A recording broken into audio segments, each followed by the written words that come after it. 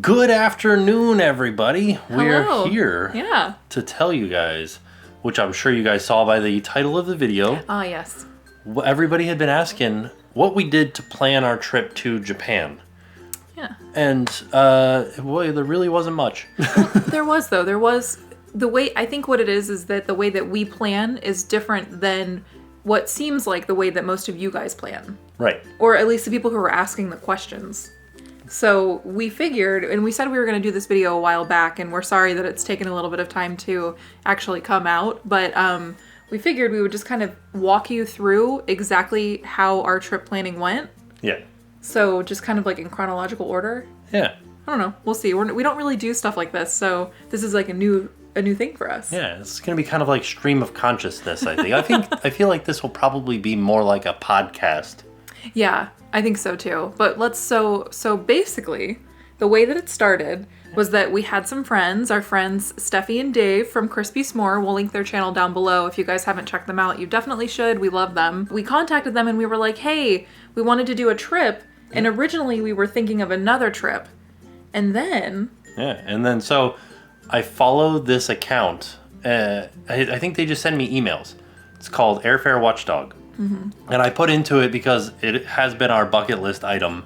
I said, send me good deals for trips to Tokyo. So basically this website, and it's got a Twitter account, a website, you tell it what you want and then you'll just get messages like emails, right? Yeah. So one day we got an email. It said, you can get a round trip ticket from LAX to Tokyo for $500. And that is what started our Japan planning. That was literally like the beginning of our planning was the second that email came through. Well, sorry about that. I realized that the door was still open and I've been trying out different audio things to try to hopefully get the best audio for you guys. And the door being open was not conducive to that. So sorry if it was a little bit loud. We don't really know what it sounded like. Yeah. But it should be good from here on out. Right. So we got this email from Airfare Watchdog that said $500 round trip from LAX to Tokyo. And I'm like, man, that's ridiculously cheap. So we started to look into LAX to Tokyo. Well, so first we contacted Steffi and Dave and we figured out the dates. Right. And so I just want to go into the dates because we did do a little bit of research into that because of, what was it called? Golden Week? Golden Week, yeah. So we knew that we didn't want to be there during Golden Week because that's like a very touristy, like busy time in Tokyo. So we wanted to make sure that we planned it after that. The whole reason that it's so cheap right there is because nobody flies to Japan the time that we went. Because of Golden Week is the beginning of May, and the cherry blossoms are at the end of May, I believe. They're either at the end of May or they're in April. So nobody flies in the middle of May. So we kind of went during like a slow season almost. Yeah. Right. But it wasn't supposed to be rainy. So that was kind of like another like, oh, okay, so it's a slow season. We won't be able to see the cherry blossoms. We're going to be missing the crowds. And it's supposed to be dry. Yeah, it was, and we weren't supposed to have any storms. So we were like, well, I mean, this is good. Yeah. Yeah. And so that was on Air China. And I thought, okay, well, let's just look up their reviews. And so I started looking up the reviews on Air China. And everybody's like, do not fly on Air China no matter what you do. They're like, the entertainment offerings, when I flew on it, and this review was from like a week before we were buying our tickets, they're like, the newest movie they had was Groundhog's Day. And I was like, oh, well, that's not good. And then this reviewer goes, whatever you do not have a layover in Beijing. And like, that was the exact same travel itinerary. They're like, even though your layover is only an hour, you can't make it through the Beijing airport in an hour because you have to go through customs both ways on a layover in Beijing. And so I was like, man, well, that really stinks because my hopes were up and we had already talked to Steffi and Dave. So the planning had already started. Right. There was no like turning back. We had already, they had already booked their time. They hadn't bought their flights yet, but reading these reviews, and hopefully this isn't like insulting to anybody who flies Air China or anything like that. We just were literally going off reviews because we had never flown that way. Like we had only ever flown to like England. We'd never flown the other way. Right. So we had no knowledge of any of the airlines or anything. So we really were just at the mercy of like internet reviews. Right. And so that was the exact same, like $500 was from LAX to Japan with a layover in Beijing on Air China. Right. And I was like, well, that stinks. Well, let's just see what the other airlines cost. We wanted to see if were we really getting a good deal? Like, were we saving $5 to go on Air China and be put through all of this? Whereas if we had flown with American Airlines, which is who we flew with, would we be paying like maybe $50 more and have a much better experience? Who knows? So we wanted to look into it like a little bit further. And so what I did is I went to like one of those websites that goes out and finds all of the different airlines, like Travelocity or Kayak, or I don't remember which one it was, but it was one of those. I keep thinking of Trivago. And so I typed in LAX to Japan, and American Airlines came up as like $800 round trip. Which for a round trip ticket for one person, right? That was one person. That's not terrible to be going across the entire Pacific Ocean. Yeah. I think that's pretty fair. And one thing that I like to do is after I go to Trivago or Travelocity or Kayak or any of those, and I find a flight plan for a specific price, then I'll go to that airline's website, which is what I did. Right. This was on American Airlines. I went to American Airlines website and I said, for this day to this day, the exact same days that I already looked up, how much would it cost for a flight from LAX to Tokyo? And it was $700. Right. So it was cheaper to go on American Airlines website to find it.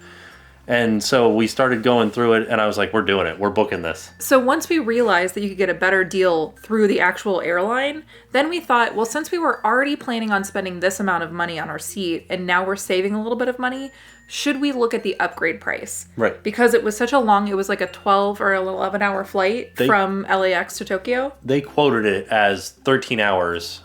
The actual flight itself, when we were on it, was 11 hours there, 10 hours back. Yeah. So, I mean, it wasn't as long as they had quoted us, but it was still a long flight. It was a long haul flight. So we thought, let's just look at the upgrade prices. We're already doing all of this. Why don't we just check it out? So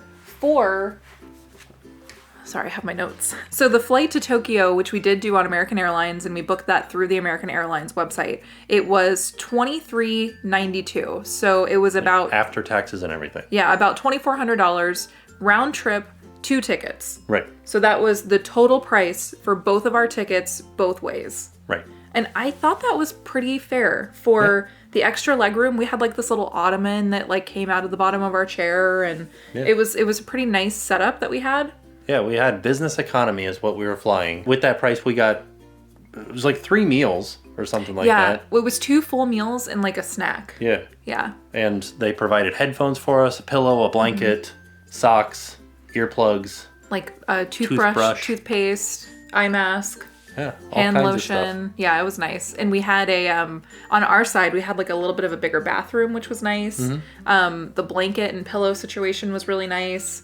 It was nice. I liked it. Yeah, and we picked a bulkhead seat, so there wasn't a seat ahead of us. There was just the bulkhead, which was not as easy for not your carry-on, your personal item. Yeah, because usually you put that underneath the seat ahead of you. Like for takeoff and landing, and you couldn't put anything under your seat because there's like an ottoman that electronically like slides out. Yeah. So there was no real place to put our stuff. So we had to put it in the overhead compartment. Yeah, that was the only thing that was kind of like, annoying, but that honestly was nothing. Yeah. Yeah. And so we booked that. Well, and so we booked our Japan flight first because we needed to see like the timing of it, because that was like, that couldn't be changed. Right. So then we booked our flight to from MCO to LAX. Right. And that actually turned out kind of costing us more than I had originally planned. Yeah. So I did the same thing, Trivago, like Kayak, searched for MCO to LAX, try to figure out how much it was. And the way that we planned out what day we were going to do is because we had already bought our trip to Tokyo. Basically, we did what any airline would do and gave ourselves a layover. Oh, yeah. So we figured it would probably be better and we would be less stressed if we spent an entire day in LA and then got up early the next morning, got on the plane and flew to Tokyo, rather than fly from MCO to LAX, get off the plane, go find our other plane, get on and keep going, because MCO to LAX is 5 hours. Well, and it was a nice break in between. We flew to LAX. We checked into our hotel, which was like the Holiday Inn right next to the airport. Right. Our flight was real early in the morning from MCO to LAX. So we woke up at like 4 a.m. Yeah. Got to the airport. We had to leave. Our flight was at 7. We landed in LA at 10, which is our hotel room was not ready yet. No. So we called up Adam and he came and got us and we went to the pier. We went to the pier, yeah. And then our room was ready. So we got back to the room real early, got a good night's sleep, woke up early again. Mm-hmm. Free shuttle from the Holiday Inn to the airport. Yep. Got there plenty of time. So we just realized that we never gave you the price of the flight from our trip from Orlando to LA. Right. So it was a total of $630 for both of our tickets, both ways. Yeah, after taxes and everything like that. Yeah, which was a little bit more than we wanted to spend originally. Right. But it was just kind of what we had to do at this point. And I did the same exact thing. Trivago, Kayak, Travelocity. What flight can I get from MCO to LAX? It was United, and then I went to United's website. Yeah. Found it it wasn't as, like, a lot cheaper than it was on Trivago, but it was just, like, a little bit cheaper. I feel like every little bit that you can save really does help. Yeah. So I know that most people might think, like, well, it's only $10, but, like, that's $10 that you can spend, that we spent in Japan. Right. So that was how much it cost to get to and from LA. Yeah. We picked a flight to Tokyo, then we picked a flight to LA, and then we're like, okay, where are we going to stay? Mm-hmm. Like, what hotel are we going to stay at? So before we get into all of the hotel information, just really quick, one of the biggest questions that we got from you guys is what travel agent did we use? Right. Like, who did we book everything through? And we did everything ourselves. And earlier when I was saying that we plan things differently than I think most of you guys that ask the questions do, that's what I was talking about. Yeah. We don't use a travel agent. We have in the past. We have friends that are travel agents and we've used their company. But for this, we just kind of started doing it on our own, so we just kind of finished it on our own. Right. And I think it was, I don't know, I think we did a good job. I think so. There probably were things that we could have saved on that somebody more knowledgeable could have seen. Right. Yeah. But I think we did pretty good. It wasn't too expensive of a trip, all in all. It was a pricey trip. Like, right. We're not going to say that it wasn't pricey because it was. Traveling to Japan from Orlando and staying there for a week is not cheap. Right. But I think that in contrast from people that are coming from the UK to Orlando, I think it was cheaper for us to fly from Orlando to Japan. Maybe. The only reason why I think it would be cheaper is because things were just cheaper in Japan. Yeah. Like our hotel. So here, let's talk about the hotel because that was way less expensive than I thought it was going to be honest. Yeah. So I went on Tokyo Disney's website and I was like, what are the hotels that are available around you? And they have, just like Disney here has, they have their Disney hotels. Yeah. Then they have their Disney partner hotels. Those are like the good neighbor hotels. Right. Yeah. And so I went through all of the Disney branded hotels and I was like, these are really expensive. Let's see what they have as far as the hotels around them. Right. And so they have, I think, 4 or 5 of them that are their like good neighbor or partner hotels. I listed them lowest to highest as far as price goes, and Hilton was the cheapest. And that's like, Hilton's a nice brand. Yeah. And so I was like, okay, well, we're Hilton Honors. This is the cheapest. It's on the monorail, which is not like our monorails. You still have to buy a ticket for it, but still, it's very close and it's very easy to do. And it's still reasonably priced. Sorry, I was just going to say one of the comments that we got, because people are already talking to us about how they're planning their trip. And somebody's comment was, I want to stay at the Disneyland hotel because I don't want to do so much traveling. Like it's closer to the park, which it is. It's right across, like literally right across from the park. But the Hilton wasn't far. Here's the thing, though. What? The Disneyland Hotel is right across from the entrance to Disney Sea. You still have to get on the monorail to get to Disneyland. I think the price that we got was really, honestly, is the whole reason why we stayed there. Yeah. Because we stayed for 6 days. Right. And we had one room that had 4 beds. So the way that Japan sets up their hotel rooms is like they have individual beds per person. Right. I don't know if we could have asked for like 2 queen size beds. I don't know. It wasn't really like an option, so right. we didn't push it. But yeah, so the price for all 4 of us to stay in one room for 6 days was $1,886. And if you break that down per person, it was $471 per person for the 6 days. Right, which is really good. That was literally like one night at some of the other hotels. Yeah. So we really, really thought like, this is a great deal. We're just going to stay at the Hilton. We looked on YouTube and we saw some videos of like what the inside of the hotel looked like, what the breakfast buffet looked like. So we did opt for club level because that came with the free breakfast every morning, which honestly was a great deal all in itself. It came with free breakfast every morning. free cocktails at night and free snacks throughout the day. We were in the parks and away all the time during the day and at night, so we didn't get the other ones. But I think that we got our money's worth with the free breakfast, though, because that was really like, it was a full breakfast. We got like eggs and bacon and bread, and they had like rice and miso soup. They had everything. It was a really nice spread for breakfast. So I do think that if you're going to stay at the Hilton, I would spend that little bit of extra money and stay club level. It was called Celebrio. Yeah, I'm sorry. because it was the Celebrio Lounge. Yeah. Yeah. And they were super nice. Like, they were really acknowledging the fact that we stayed there for 6 days. Yeah. They said most people only stay for like 2 or 3 days. So they said, we're very happy that you stayed for 6. And they were really curious, did we like it? Was our stay good? So it was a really nice place to stay. They really cared how you were feeling. Right. Yeah. So, but real quick, I wanted to touch base back on a little bit more in detail about picking the hotel, because there are a lot of options. When you go to Tokyo Disney's website, a lot of options for different hotels. And if you wanted to stay in a Disney branded hotel, I don't know how you would do that, because when I started looking on it and I was like, okay, let's see how much it would cost to book for here to here for 6 days.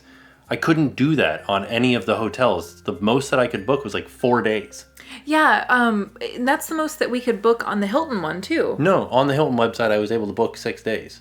Oh. And that's why one of the things that kind of also drove me to the Hilton website was I can book all 6 days here rather than booking 4 days and then booking 2 more after that. I don't know why Disney did that. Well, the other thing that was weird too is that, so once we got to the hotel, that's when we bought our tickets to the park, because we could not buy our tickets online. Right. So the American credit cards are not secure enough for like the Japanese servers, I guess. Right. So they would not allow us to purchase anything online because we didn't have a secure enough credit card. So we couldn't buy our Disney tickets until we actually got to the hotel. Right. So the next morning, before we went to the park, we went down to the concierge desk, which is literally right next to where we checked in, where they would take your bags and stuff. And there's just a little window, and that's where you buy your Disney tickets. Right. And those were cash only. Yeah, they were cash only, and you could only buy 4 days. Right. But you could buy like a 1-day ticket after that. I think once you get past 4 days, I think maybe they realize that you're saving money by getting an annual pass at that point. Okay. So they don't offer anything more than 4 days. Because they want you to get the best deal. Right. Our tickets for 4-day park tickets, it was $200 per person. Right. So for 4 days in the park for both of us, it was $400. So $50 per person per day. Yeah. Really good deal. And the only thing that was also a little bit strange is that the first 2 days of your 4-day park tickets, they have to be, one day has to be for one specific park and the next day has to be for a specific park. But the last 2 days can be park hopper tickets. Right. So and you have to tell them which park you're going to when you buy the ticket. So we had to pick, like, okay, tomorrow we want to go to this park. Today we want to go to this park. Yeah. And we couldn't change it. That was what it was. Right. And then the last 2 days were park hoppers, so we could go back and forth, which was nice. So once we finally were able to pick our hotel, and then we also decided to do the Celebrio level, because it wasn't very much more expensive, and you got all the free food and stuff like that. I just booked it through Hilton's website. They converted it. My credit card worked just fine. And it actually was a better conversion rate than we got when we went to go exchange our money. And I think I could have gotten a better deal exchanging our money, like at Bank of America or someplace like that. But I just went with the place at the Orlando Eye. In the actual, like, lobby of the Orlando Eye, there's, like, a little food court type thing. Yeah. And in the middle of the food court, there's a currency exchange booth. Yeah. And that's where we went. I tried to work it out. We planned for the two of us for 7 days. I got $2,000 cash and converted that over. And I think that was a pretty good amount of money because we planned out like $100 per person per day. That worked out pretty good. So all in all, it was not an expensive trip. Well, I think our total, just in case you're wondering like what your ballpark, what you might be spending. After airlines, hotels, and like spending money, I think the trip to Japan itself cost around $6,500. Yeah. For 2 people for a week. I don't think that's too terribly bad considering the distance that we traveled. Yeah. But I don't know because, again, we've never done this before. This was our first trip. So I imagine, like, on our second trip, maybe we'll find some, like, more cost-effective ways to do things. Yeah. But for our first trip, I really do. I think that it was a fair price. Yeah. Yeah. Yeah, and we didn't include like our train tickets or anything in here because it was actually they were like very $10. insignificant, Yeah. all in all. Yeah, for the most part, really the most money that we spent would have been on our travel to Japan. Yeah. Yeah. So there you go. I hope we were able to answer all of your questions and kind of give you guys an idea of how we planned out our trip. Fairly easy. I'm sure there are travel agents out there that could plan this trip for you. We just didn't go that route. So I know that it was kind of a lot of information, but I do think it's a doable trip. One thing that I do want to, as like a suggestion, if you are planning your trip to Japan, like if you want to go, one mistake that we made that I don't want you guys to make is on Tokyo Disney's website, they have a list of attractions that will be closed and are closed, and when they're going to be closed and when they're going to open. Well, so really quick though, the reason why we didn't know, because when we went, if you guys haven't seen our Japan videos from when we went to Tokyo Disneyland, the main rides were closed. So we missed Tower of Terror, we missed Haunted Mansion. Did we miss Haunted Mansion? No, we missed Pirates, Tower of Terror, and Journey. That's what it was, Journey to the Center of the Earth. So we missed like the main rides. They were closed. And I think they opened right after we left. Yeah. But that's because we didn't ruin anything. Like I didn't look at any Tokyo vlogs from anyone. I didn't look at the website. I didn't look at any ride POVs. I wanted to be completely surprised. Right. So because we did it that way, we didn't know the rides were going to be closed. Right. So. Which, like, if you guys want to know if the rides are going to be closed, definitely look. I recommend looking. But we are going to go back and hopefully we'll pick a time when the rides are open. Yeah. So. But I think we will probably pick the same time of year, if not maybe March, which I'm kind of concerned about March because it's colder in March. But apparently it was cold when we were there. Yeah, but that was supposedly unseasonably cold. Right. Because of the rain and everything. I think if we had gone the week prior, we would have been fine. Yeah. Because the week prior, it was sunny, it was 70 degrees, and all the rides were open still. But it was Golden Week. It may be March, but I do think it will be colder. But apparently March is the time to go for crowd levels. Gotcha. But March is supposed to be warm enough that it doesn't snow, but cold enough to scare off all of the guests. So here's, I think hopefully what you're taking from this conversation that we're having is that do prior planning. Yeah. Because that's something that we probably should have done more of. Right. And I think if we had done a little bit more prior planning, we probably would have had an even more fun trip. Right. So that's just something to keep in mind. And I did want to also say, don't be scared to go into the city. Yeah. A lot of people were wondering what the language barrier. Mm-hmm. And there is not really a language barrier. Even when there was a language barrier, I had an issue in one of the stores in Disneyland where I couldn't understand them, they couldn't understand me, but they wanted to help me. And so they grabbed their cell phone and their cell phone had a translate app on it. And so I literally typed out like, what is this? And they typed back and said, it's this. And that was it. It was really, really easy. People want to help you. Yeah. And like we were scared. Yeah. Going to a country that doesn't have English as its native language. Right. We don't speak Japanese. I downloaded Duolingo and I started learning a little bit of Japanese, but it wasn't nearly enough. As soon as you get there and they're talking full speed, you're like, I don't know what anybody's saying. But most of the signs were in English. Yeah. Even when we went into the city, we were with some friends and we went into the city and we had that meal in that little place.